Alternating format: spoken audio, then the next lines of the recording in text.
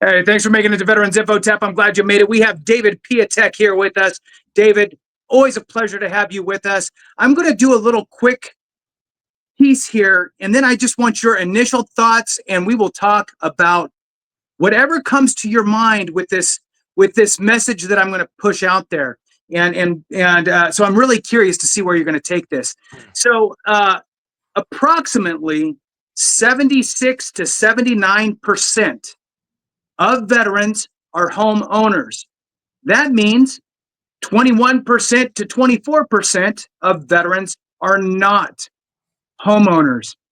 I want you to resonate on that for a second, and I want you to share with me your thoughts on maybe some of the things that are holding people back, what they could do to get into that homeownership piece. For everybody out there, please hit the thumbs up, subscribe, share with a friend, all that good stuff. We really appreciate it. If you have not checked out David's channel, please do so. His information will be in the description and in the comments. VA Housing Education, an outstanding resource, whether you need it today, tomorrow, for a family member or a friend. David pushes out great content. David, what are your thoughts? Thank you for having me on again, Jason. Appreciate it. Yeah, initial thoughts. Number one, those numbers are pretty high. And you know the crazy part is only 13% of veterans have used the VA home loan. So that's wild. Now, well, let's talk. And so now a lot of veterans, and I'll say, look, the VA home loan is something that you earned through service, right? If you served in, you meet the requirements for it, the VA loan is phenomenal.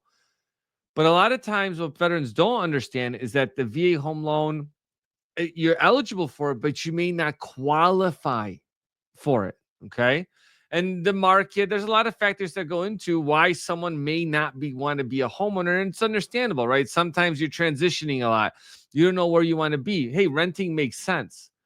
But when it comes to purchasing a home, I would say the number one thing that holds people back, veterans as well, like everybody, is understanding your budget, right? Because sometimes you want to be able to afford, like, we'll talk to someone and they'll be like, well, I want to buy, a 3-bedroom, 2-bath home for $400,000. And then we tell them what the mortgage payment is. And they're like, wait a second, what? How much is that payment? We can't afford that. So working backwards and controlling, how much money you spend every month is going to help you. Because sometimes, Jason, people will say, well, that is too expensive, but you're spending money on going out, eating every night, spending $40, $50 every night, where you could be saving more money or reducing what you spend monthly and then putting that towards home ownership, because at the end of the day, home ownership creates stability. That's why people become homeowners, right? I mean, you and I both own homes. Like, you're out there cutting the grass. Like, there be additional responsibilities when you own a home that come with it, but it does provide stability for whatever you're looking for in your situation. Right.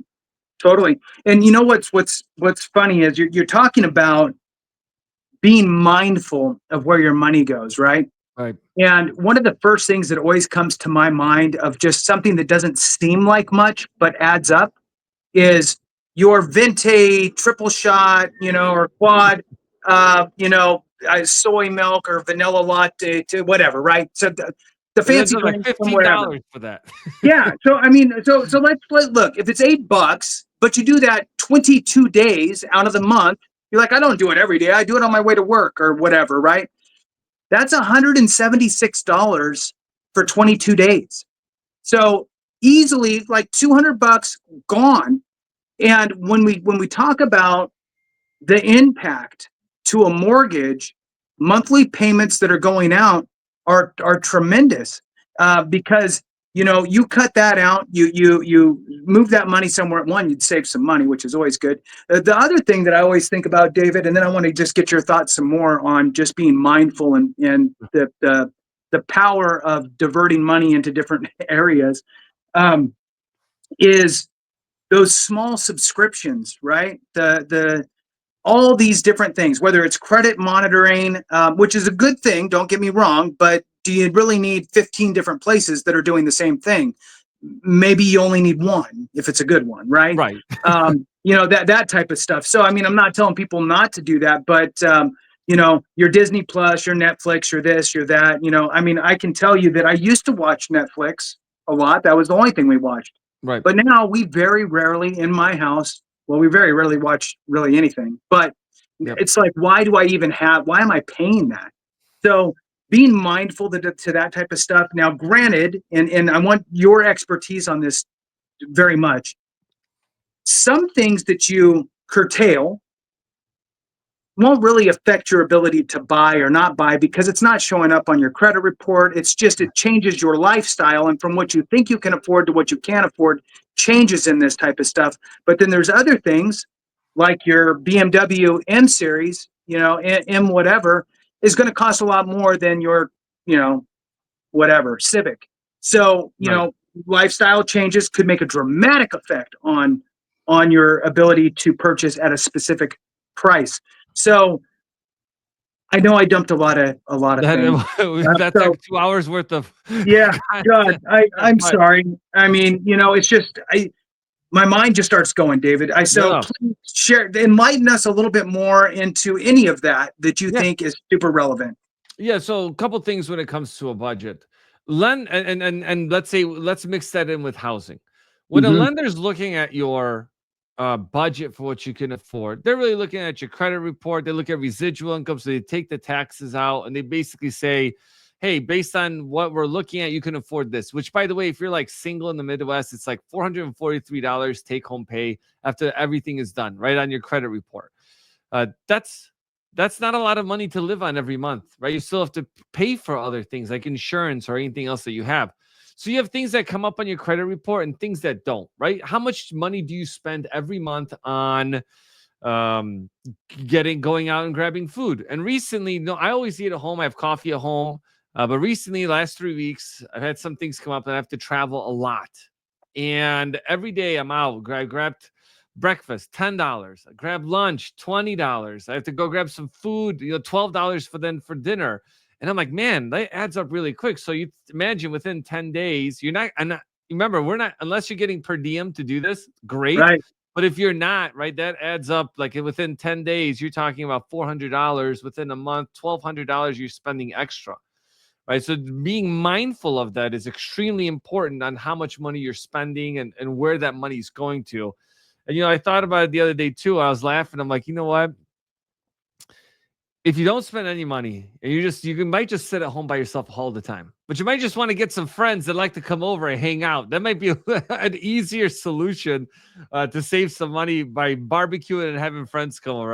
That'll be my recommendation. But like you yourself, like we've cut down on a lot of these subscriptions because it's like we don't watch TV either. We're always working, playing with the kids, or just trying to do outdoor stuff as much as humanly possible when it comes to that. But um, understanding where your money goes on a monthly basis, it's not fun, but you just got to create an Excel sheet and just literally go down what you're putting on your credit card, because a lender's not going to look at what you're spending every month going to Mickey D's or what clothing you have.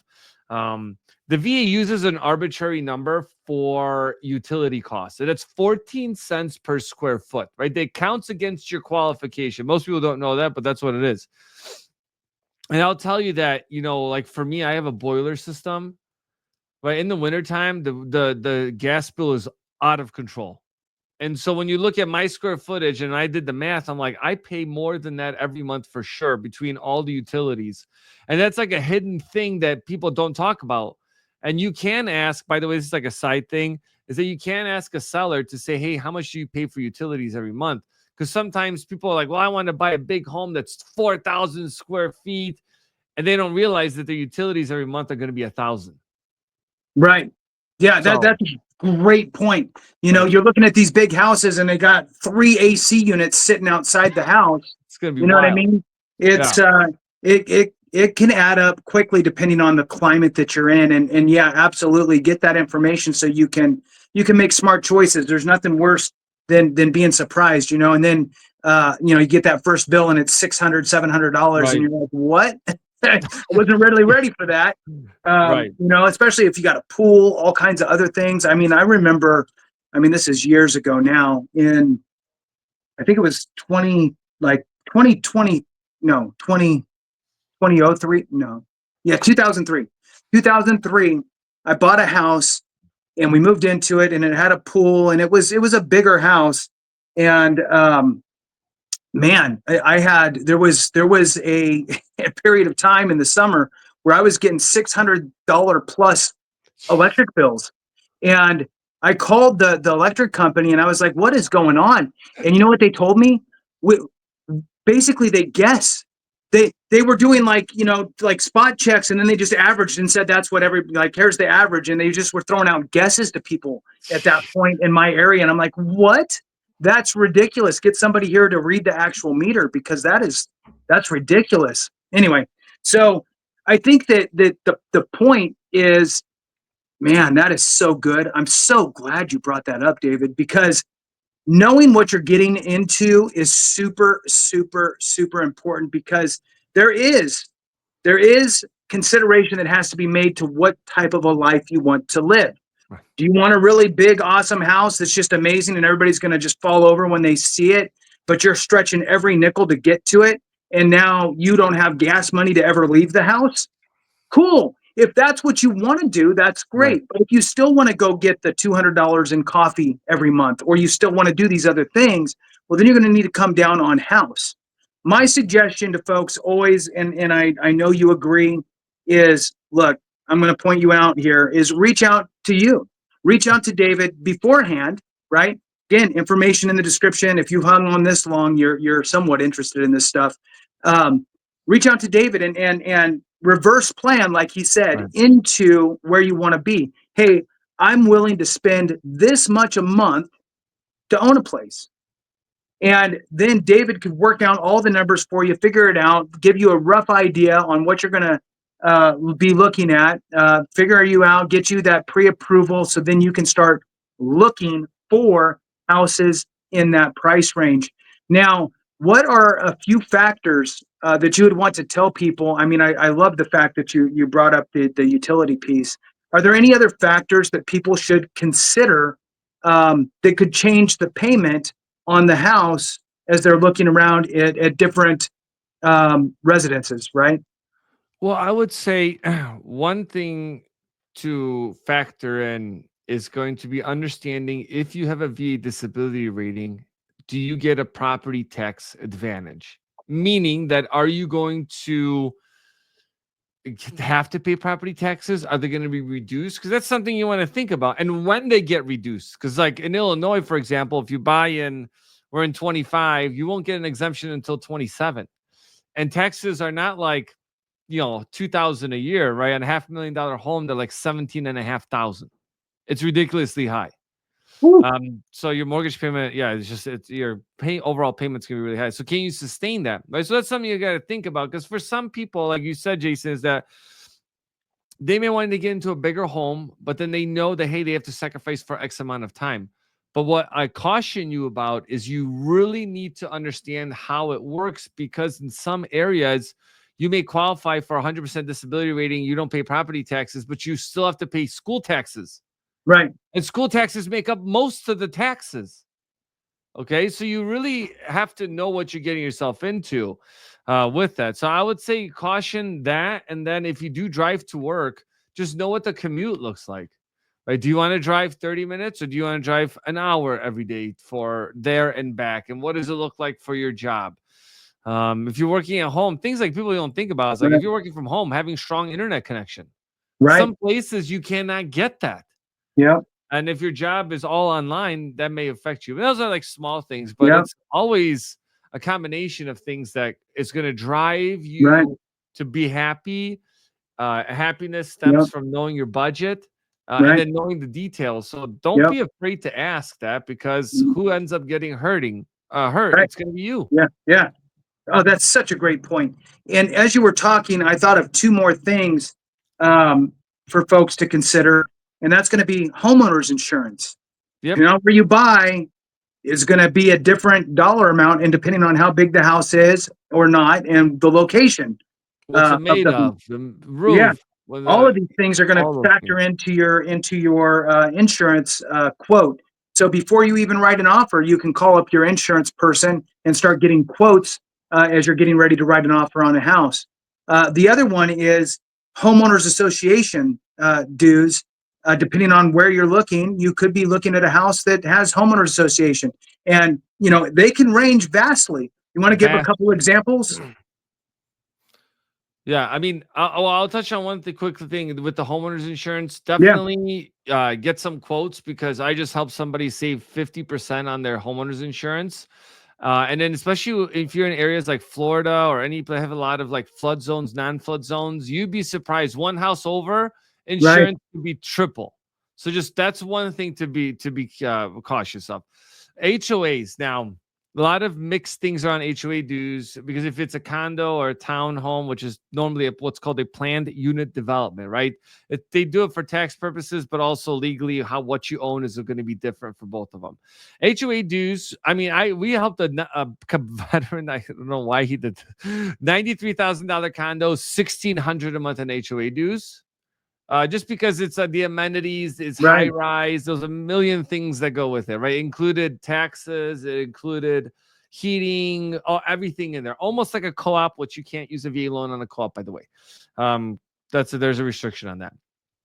And then you also have HOA dues that have much lower. Maybe like I've seen them like $23 every Mhm. quarter.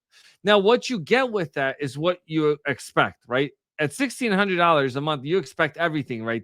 To have a pool, somebody man the pool, somebody to have a door person there, Yeah, like everything to be, a lot of things to be taken care of for you. On the other side, if you're paying $23 every quarter, not much is getting done. You're shoveling the snow. And for yeah, veterans, it varies widely. Like, hey, like for me, I have back problems. Like I'm not shoveling the snow. Like I would throw my back out in a heartbeat, and once again, I'm out for months. I have a snowblower because where I live, it snows. But those are things that you want to just consider, especially if you're looking for a lifestyle, like you mentioned too, right? Do you want to sit there, cut the grass every week? Do you want to do the lawn care? Do you want to take care of the outside, all the maintenance, or do you want to pay an HOA fee for them to take care of everything for you? And then, yeah, that insurance piece is you have to be so careful with that, because a lot of people, complain about Florida right now that, oh, insurance is super high and blah, blah, blah. We're doing a ton of business right now in Florida, and their insurance is lower than mine, and I'm in Illinois. wow, yeah, And it's not that it's just, the crafty veterans out there. They'll be like, hey, look at the topographical. I have a client probably watching this. He's like, topographical. You did yeah, I can't even phrase the word. But anyway, so he's right, like, yeah, hey, yeah, he's looking in the area to see where the land, right, where yeah, the homes are higher up, and they have yeah, cheaper insurance and yeah, it's safer and they don't flood. yeah, Get yeah, yeah, creative. yeah, yeah, yeah. Do an overlay. Be 5 blocks from the beach instead of one. Right. Yeah, All right. right. You save a Up the million hill, and then you don't get flooded. and then you can longboard to the beach. That's You right. know. When the floods come. Yeah, yeah. That's awesome. Cool. Well, hey, David, I know we only had you for a certain amount of time, so I I really do appreciate it. appreciate you jumping on. And look, guys, at the end of the day, there's two things here. One, if you don't own, there's ways there if you want to get there. And picking David's brain is probably the smartest thing you could do. Information's out there. You just got to reach for it. His channel is also outstanding, VA housing education. You can go ahead and subscribe to his channel. The information will be in the description and the comments. And look, I know we pretty much focused on purchasing, but if you are in the world of needing to refinance for whatever reason, maybe you had here's a quick example. Maybe you had a home that was a second home, yeah, or not a second home, an investment property. But now you moved into that investment property and now it's your primary residence. But meanwhile, you had a higher rate on it because it was an investment property. Who knows? Maybe we could be getting into a point for you to refinance, and you could have that conversation. He'll help with refinance. He'll help with um, any of that type of stuff. You need cash out refinance, that too. And same with family members, right? You can help family members with loans. Obviously, it doesn't have to strictly be VA loans. It's going to be the best situation for the individual. So, David, it's a pleasure. Any last words you want to throw out to No, anybody? it was great seeing. Thanks for having me on again. Looking forward to being on more. And yeah, Yeah, take control of your budget. That's my closing remark. yeah, And even if you are in trouble, it's okay. Go through the budget and come up with a plan on how you want to execute. That's right. That's right. There is a way out, and there is a way to homeownership if that's what you Yeah. desire.